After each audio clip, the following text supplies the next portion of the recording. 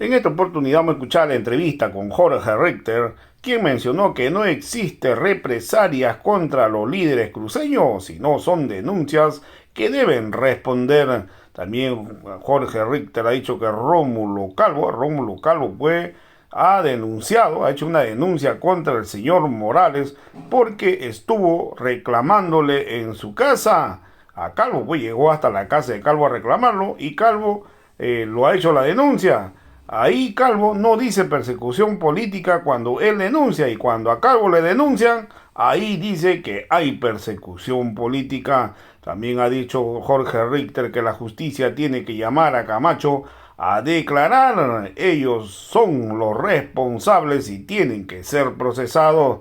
También Jorge Richter le ha pedido a la fiscalía actuar con rapidez. También ha recalcado que antes que se inicie el censo, pues el 22 de octubre, se le entregó a Cuellar la fecha definitiva del censo y se le entregó una serie de documentos y la verdad que nunca aceptaron pues poder dialogar y encontrarle una salida, y Camacho al final ha tenido que salir aceptando que era imposible realizar el censo en el 2023. También Jorge Richter le ha pedido al fiscal que pregunte a Luis Fernando Camacho por qué no aceptaron a inicio del paro la fecha del censo, porque al final acabaron aceptando la fecha del 2024.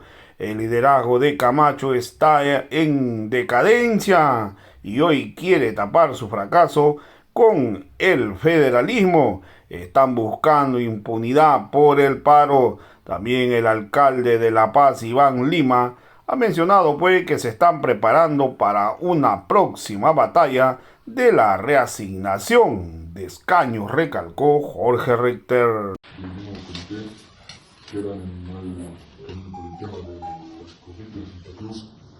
Ellos han denunciado en los últimos días una persecución política por parte del gobierno ante las represalias que se producen en estos hechos de los 33 días de paro. Estos hechos no deben quedar en impunidad. ¿Cómo debe ser el análisis del caso? Lo primero, que no son represalias, hay unas demandas interpuestas que ya la Fiscalía ha señalado que estas han sido aceptadas y que en ese sentido se los convocará a declarar.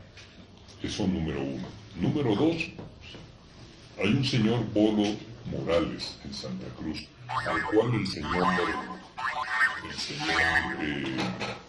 Calvo le abre un proceso penal en las últimas horas, porque este señor estuvo en los alrededores de su domicilio el día 26 de noviembre, cuando anuncian que se levante el paro. Ese proceso penal, porque el señor Calvo se siente afectado, ¿es persecución política? ¿O ese proceso penal es restablecimiento, restitución de sus derechos? No hay que ser selectivo en esto. No puede ser de que lo que ellos hacen se llama resguardo de sus derechos y de su honorabilidad, y lo que los otros hacen, porque a ellos los afecta, se llama persecución política.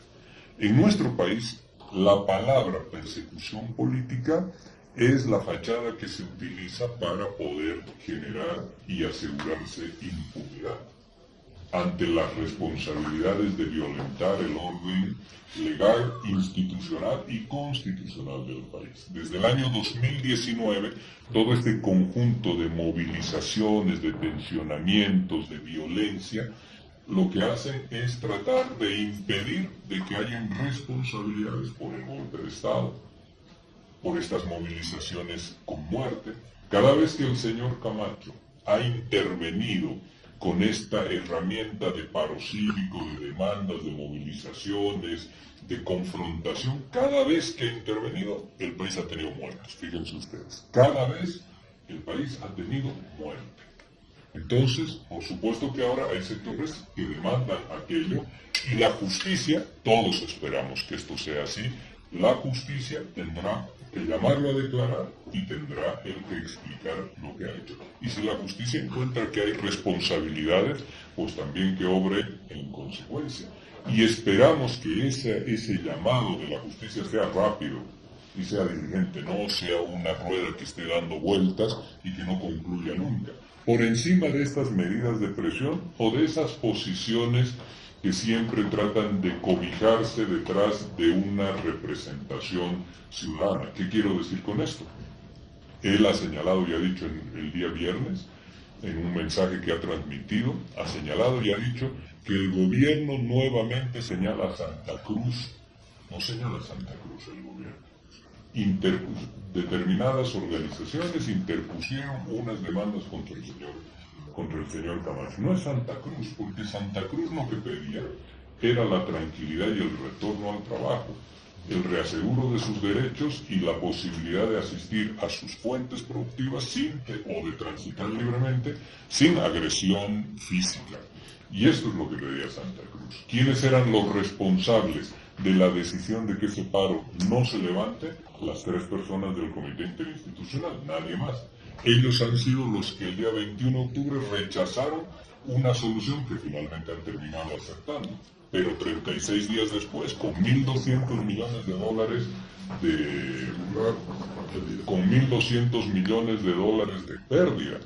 Es muy fácil decir 1.200 millones de dólares de pérdida. El presupuesto de la gobernación de Santa Cruz no sobrepasa los 2.000 millones de bolivianos. 1.200 millones de dólares de pérdida.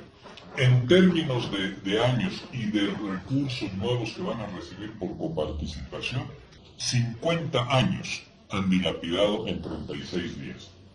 Muchos de los que estamos aquí, yo seguramente el primero, no va a poder mirar cuando Santa Cruz ya tenga libre disponibilidad de esos recursos. 50 años, una generación.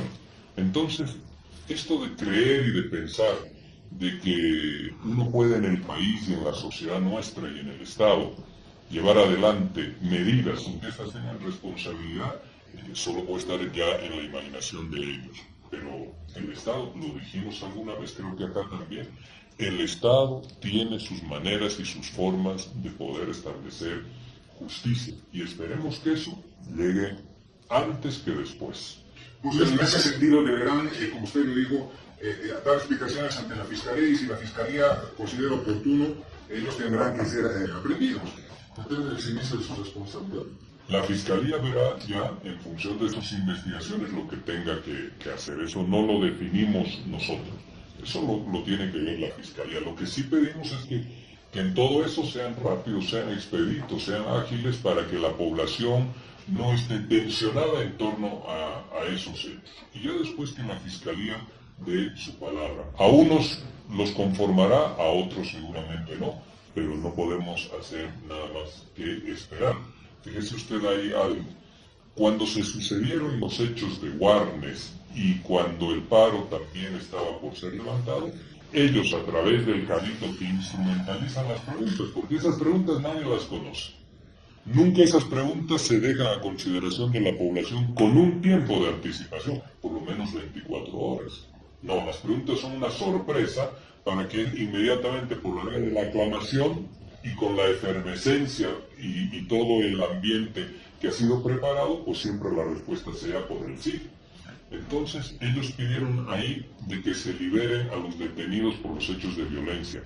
Toma de la CESUD-CB y su quema, toma de la Central Obrera Departamental, etc. ¿Cómo pide el Cabildo? ¿A quién le pide el Cabildo que realice ese trabajo? ¿Al poder político? ¿Al gobierno?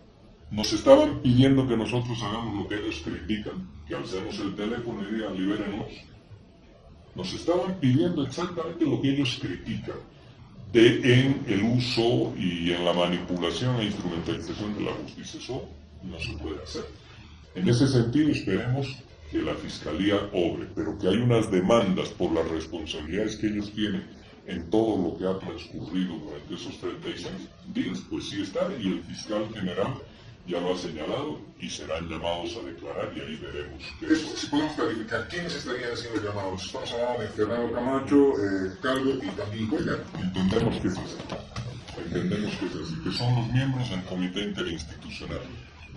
Vemos que es así y las demandas han caminado por ese lado porque ellos son los que han tomado la decisión. Fíjense ustedes, no valoramos esto y yo quiero hacer hincapié sobre ello. El 22 de octubre la reunión en Santa Cruz se le entregó en mano propia al señor Cuellar, porque él es el presidente del Comité Interinstitucional, en mano propia la propuesta de que la fecha se defina técnicamente. Eso es lo que hemos hecho al final. Y eso es lo que ellos han aceptado, que la fecha se defina técnicamente, y se definió técnicamente. No quisieron terminar ellos en ese evento. Y número 2, de que el censo se realiza el año 2024. Eso es lo que han aceptado. Si estudiaban, consideraban aquello el día 22 de octubre, pues al país le ahorrábamos 4 vidas. Y al país le ahorrábamos 1.200 millones de dólares, a Santa Cruz fundamentalmente. Y al país le ahorrábamos todo este espacio de tensión, de confrontación, de violencia y de profundización de la distancia entre bolivianos. Esto se lo podíamos haber ahorrado. ¿Por qué los señores no aceptaron aquello?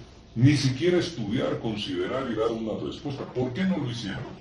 Fíjense ustedes que durante todos los eventos en los cuales se trató de establecer el diálogo, los señores se levantaron y se fueron. O no asistieron o se fueron. No han concluido una sola de las reuniones. No han concluido. O se levantaron o no asistieron. Y después, claro, con qué facilidad el decir eso de que está en terreno del gobierno la decisión. La pelota está en la cancha del gobierno, ¿no? Eso es muy fácil decir. Pero ellos nunca asistieron y no pudieron demostrar técnicamente que el censo se iba a realizar el 2023, al grado de que el señor Camacho ha terminado admitiendo, él mismo ha terminado admitiendo de que el censo 2023 ya era, en palabras de él, ya era el concho de la lucha. Y entonces, si ese era el concho de la lucha, el concho quiere decir el desecho, ¿cuál era el objetivo? Entonces, ¿cuál era el objetivo de los 36 días de paro? Que queremos la reasignación de escaños, pero está en la ley. Eso está en la ley 026. La ley 026 dice, artículo 56, la composición de la Cámara de Diputados es de 130 miembros. Artículo 57, la asignación de los escaños se realizará después de cada proceso de censo de población y vivienda. O sea, está normado.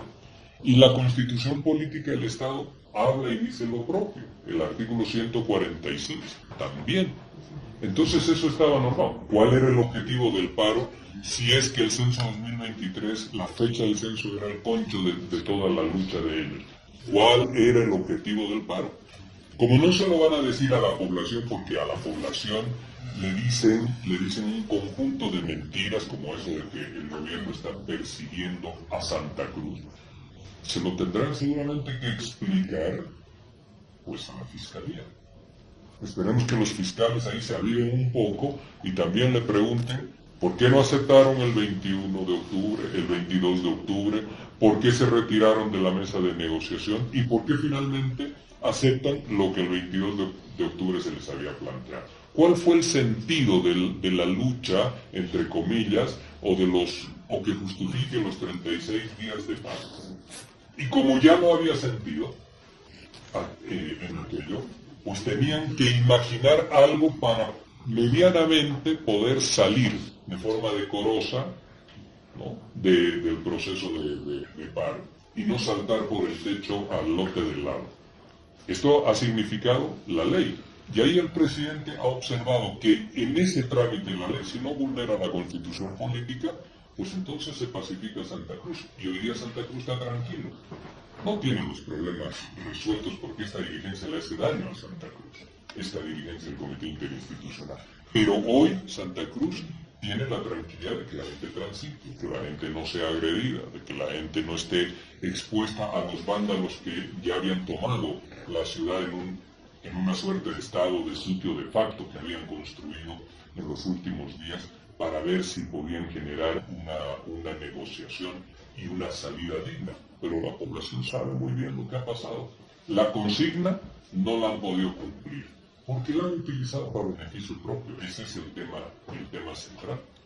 Ahora, vecinos, ¿cómo quedan las instituciones del Comité Cívico Profesionales conducidos por cargo? ¿Cómo queda la gobernación conducida por el gobernador Camacho ante esta polémica y estos hechos violentos? Esos son unos liderazgos en declive. Yo había señalado hace un tiempo atrás de que utilizan esta herramienta del paro cívico para tratar de reafirmar y reverdecer esos liderazgos que están en una etapa descendiente. Eso también es un proceso. Pero han terminado, en términos de victoria y derrota, porque ellos lo miden de esa manera, han terminado abdicando de lo que había significado este proceso de lucha. Y lo quieren disfrazar y lo quieren ocultar con federalismo, con revisión de la relación con el Estado Nacional. Imagínense usted, el señor Calvo, que no tiene ninguna representación, porque esa es una representación corporativa entre unas instituciones amigas, que no tiene ninguna representación, quiere revisar la relación que constituye la organización de nuestro Estado plurinacional, que es un Estado unitario, que eso señala que está en el marco de la Constitución Política del Estado y que ha sido trabajosamente construida a lo largo de toda nuestra historia, con pérdidas territoriales con todos nuestros países con los cuales limitamos. Y resulta que este señor, que no es absolutamente nadie en la representación nacional, pues va a revisar la relación de una región con Santa Cruz. Bueno, eso es para poder instalar ahí un debate que nos entretenga y que genere impunidad. Ese es el fin. Sin embargo, vocero, bueno, tomando en cuenta lo que usted dice, ¿qué análisis, aparte de este tiene el gobierno nacional? Porque esto podría, como usted decía, jugar en otro conflicto social que ellos puedan utilizar para seguir ejerciendo la política. Pero no tenga usted ninguna duda de que van a generar conflictos que van a acompañar todo el proceso censal.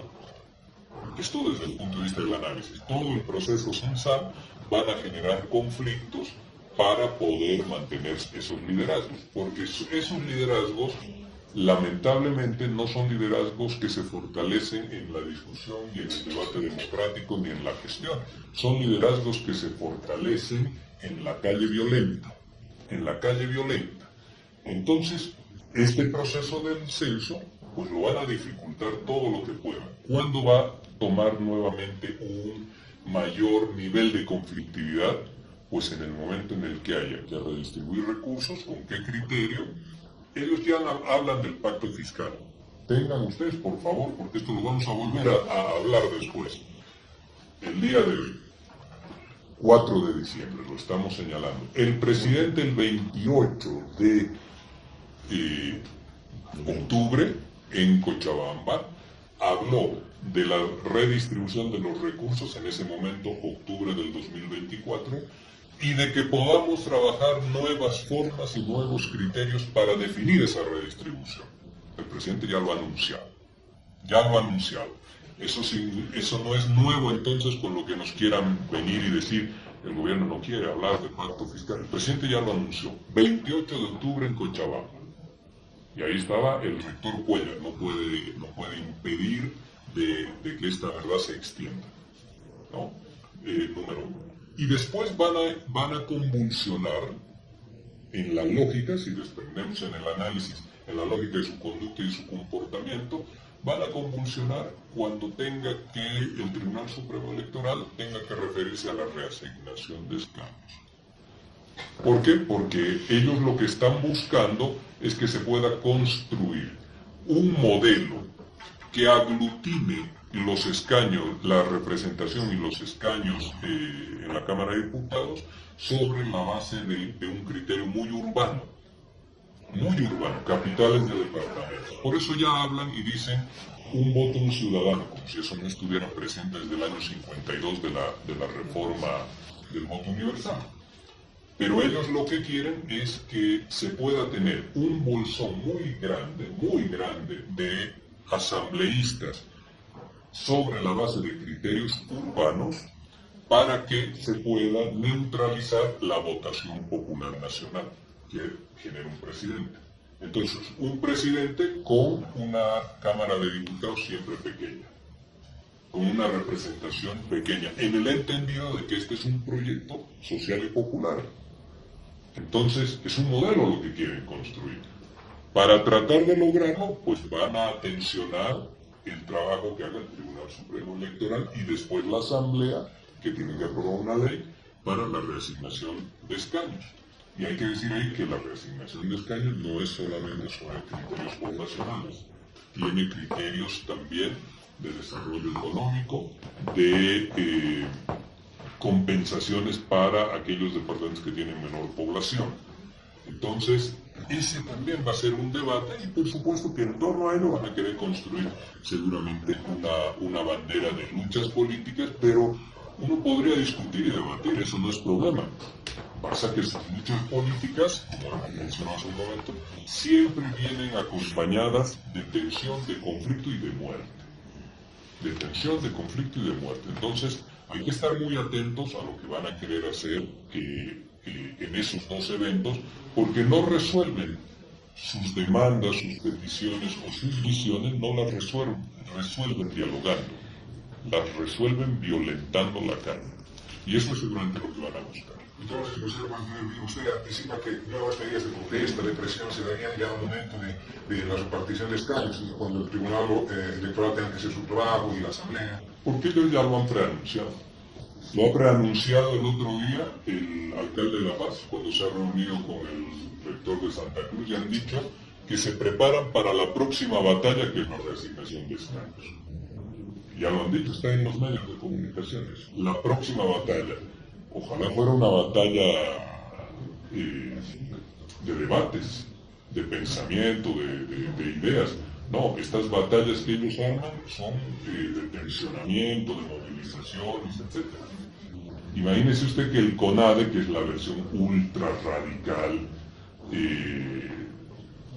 de todas estas oposiciones, ya señalan y dicen lo bueno es que se ha logrado un daño colateral, de dividir al MAS. Y adicionalmente de que imaginamos de que tendremos una asamblea del 2025 que pueda llegar e inmediatamente instalar juicios de responsabilidad y juicios políticos. Imagínese usted, y el boliviano con sus problemas, y el desarrollo del país, y el crecimiento de nuestro país, y las formas y las políticas públicas para vivir mejor. No, a un lado, ellos lo que quieren son juicios, son daños a un partido político, desplazamiento. No, tiene que haber también un criterio de poder conciliar a esta sociedad. Y si se generan daños, después esos daños hay que cerrarlos en alguna vía. Siempre tiene que ser una vía institucional, una vía legal. Hay que cerrar eso para poder construir, pero si no tenemos opción de cerrar nunca, y siempre hay daños de estas características, entonces el país pues se detiene. Ese es uno de los mayores problemas que tenemos. Ahora, vocero, en otro tema, ¿cómo está viendo esas voces de los sectores de la oposición que hablan de muchas responsabilidades al expresidente Morales sobre el tema del fallo de la Corte de Justicia? Pero la gente de la oposición vive tan obsesionada con la vida interna del MAS, con los criterios de unos sectores y de otros del movimiento al socialismo, con el expresidente Evo Morales, con lo que dice el presidente Luis Arce. Si se preocuparan un poco de poder construir políticamente algo para ofrecerle a los bolivianos, para dejárselo en consideración cuando hay un proceso electoral, un modelo de país, un modelo de sociedad, un modelo de Estado, un modelo de conciliación y de coexistencia sociales mínimas. Si pudieran hacer eso, pues nos entretendríamos más. Pero son expertos en la vida del movimiento del socialismo. Son expertos, ellos son los que hablan e interpretan como si conocieran lo que ocurre y transita en la vida del movimiento del socialismo. ¿Por qué pasa eso? Porque sus estructuras son circunstanciales. No son proyectos políticos, son circunstancia electoral. La circunstancia electoral del 19, del 20, pero nada más que eso, no son proyectos políticos históricos. No hay pensamiento político. Hay coyuntura solamente. Y en esa lógica, pues no le proponen nada y se prenden en cada uno de los hechos de la coyuntura política. Pero no tiene trascendencia. ¿Es una afirmación política, vocero? Es un tema político ya el juicio de Evo Morales. Si vas a socializar el tema del fallo... Ellos verán lo que hacen. Si creen que con eso pueden caminar, pues que avancen. Pero ese ya es un tema, de ellos.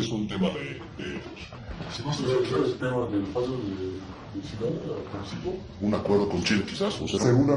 Seguramente la Cancillería y el Canciller, cuando ya esté de retorno acá en el país, se referirá a eso. Se ha conocido el fallo y en los próximos días habrá que construir una hoja de ruta sobre la base de este fallo. Gracias, José.